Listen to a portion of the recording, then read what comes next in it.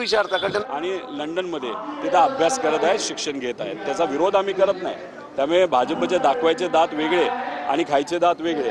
आता अभिजित हे बाहेर शिकला असेल तर काय अडचण आहे, त्याला स्कॉलरशिप मिळाली असेल ना तर कसंही मिळालं असेल ते नंतर त्या ठिकाणी आपल्या सगळ्यांना कळेल. रोहित दादा, नवी मुंबईत पुन्हा महायुतीत एक चेहरा पाहायला मिळतो. एकनाथ शिंदे यांची स्पष्ट योजना आहे, मात्र गणेश नाईक त्या योजनेवर सध्या नाराज आहे. त्यांच्यात वाद आहेच.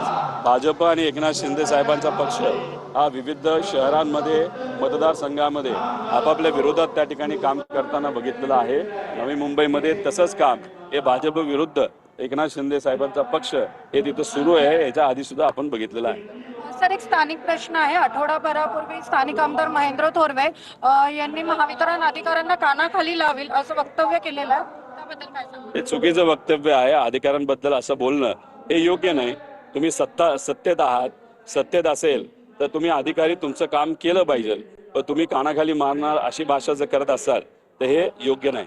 उंबरनेवाडीवरती देखील आपण एक वक्तव्य केलं होतं, पण महेश पालजी जे स्थानिक आहेत ते मात्र याकडे अद्याप लक्ष देताना पावत मिळत. त्यांना नेमकं काय सल्ला द्यायला? काय उंबरनेवाडीचं दुर्गाबाईला आपण ट्विट केलं होतं, जळीत महिलेला नेलं होतं, त्या प्रकरणावर काय बोलाल? आता तुम्ही सत्तेत आहात, महेश पालजी तुम्ही विकासासाठी तिथे गेलेला आहात, तुम्हाला निधी मिळावा यासाठी गेलेला आहात.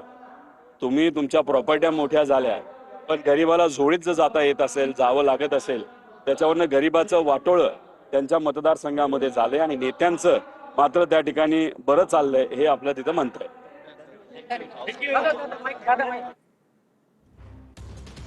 तर भाजप शिंदे शिवसेना एकमेकांविरोधात काम करते असं रोहित पवार यांनी म्हटलंय.